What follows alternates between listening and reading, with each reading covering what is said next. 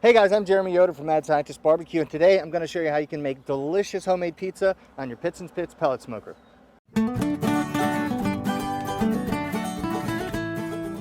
First, let's talk about the ingredients you'll need. They're pretty simple. You can go to the store and get any kind of red sauce that you want. I like ones with garlic in it. You need mozzarella cheese, and if you like pepperonis, like we're doing today, you get some pepperonis.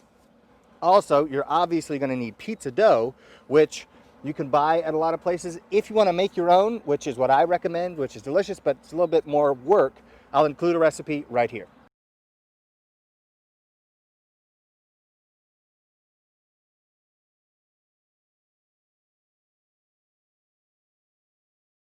Other things that you're going to need: a pizza peel, which is what you use to launch the pizza into the cooker, and that way you don't ruin your dough and it doesn't fall all over and create a huge mess, because that can and will happen if you don't launch the pizza properly. And then finally, you're going to need a pizza stone that we have in the smoker right now, preheating, because we want it nice and hot so we get a nice crisp crust when we put this in. We have the smoker turned on right now up to 600 degrees. We're trying to get it as hot as possible. And if you're questioning how hot the pizza stone is, you can use a laser temperature meter to figure out the exact temperature of the stone so you can keep your results consistent. This stone right now is about 550 degrees, so it's really hot. Now, the first thing I recommend doing when you're constructing your pizza is get your pizza and put it on the peel, because it's really hard to get the pizza with all the toppings on it onto the peel without destroying the crust and making a mess of your pizza. So step one, get it on the peel, and then construct your pizza with the sauce and the toppings that you want.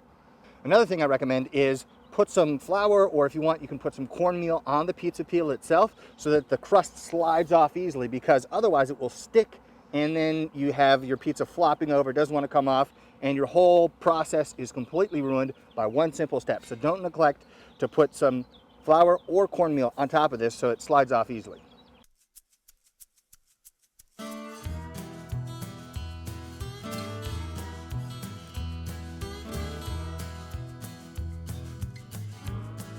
Now, since it's on the peel, we can start constructing our pizza. Start off with the sauce.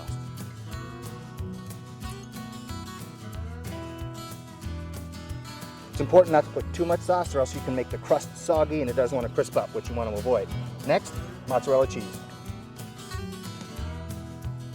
Finally, whatever toppings you want to put on. I love pepperoni, so we're using pepperoni today.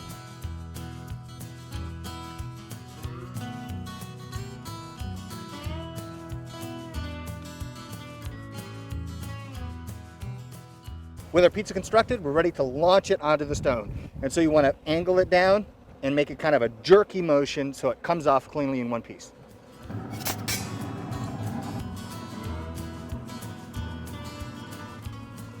Now, because we have the smoker turned up so high, this is going to cook really quickly. There are a couple factors that make it cook quickly. Number one, the crust is thin, so it's not going to take a long time to cook all the way through. Number two, really high temperature in the air in that smoker right now. Number three, the pizza stone is going to conduct heat very well and very evenly across the base of that crust, so we're going to cook quickly, get nice crispy crust underneath. At the same time, the cheese melts on the top. Now that we're starting to get browning on the crust, it's time to pull this guy out. Pizza is done now, and this is nice and crisp. As you can see, not a lot of flops, so we should have a beautiful crust underneath. All we have to do now is cut this up and give it a taste test.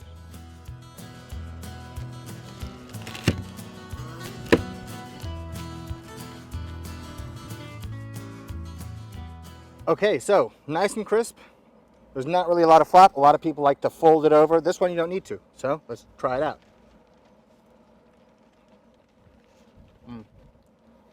It's the perfect marriage of a crunchy underside, gooey cheese on the top. You get the tang from the sauce, you get richness from the pepperoni.